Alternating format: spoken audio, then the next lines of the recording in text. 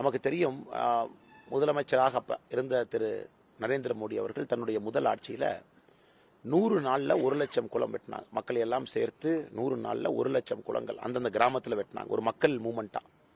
அப்போ குஜராத்தினுடைய நீர்மட்டம் பார்த்தீங்கன்னா இதனால் 13 மீட்டர் வந்து குஜராத்தினுடைய நீர்மட்டத்தை அப்போ 2001 ஆட்சி காலத்தில் இருந்தபோது உயர்த்தி காட்டினாங்க. எதுக்குன்னா, எந்த அளவுக்கு குளங்கள் வெட்டுறீங்களோ, எந்த அளவுக்கு மராமத்து பணிகள் செய்கின்றீர்களோ, அந்த அளவுக்கு தண்ணீர் தேங்க தேங்க நீர் மட்டம் உயர ஆரம்பிக்கும். அது குஜராத் ஒரு கிளாசிக் எக்ஸாம்பிள். இன்னைக்கு அதே முறையை இந்தியா முழுவதும் ஃபாலோ பண்ணணும்னு நம்முடைய பிரதமர் விரும்புகிறாங்க. குறிப்பாக இந்த மராமத்து பணிகளுக்கு நம்முடைய மத்திய அரசு ஆயிரக்கணக்கான கோடிகள் ரூபாய் கொடுக்குறாங்க. இந்த மராமத்து பணிகளில் பார்த்தீங்கன்னா ஏரி கால்வாய் தூர்வாரணும், குறிப்பாக கடைக்கோடி பகுதியில் இருக்கக்கூடிய இடங்களுக்கு, விவசாய நிலங்களுக்கு தண்ணீர் போகிறதுக்கு முயற்சி எடுக்கணும்.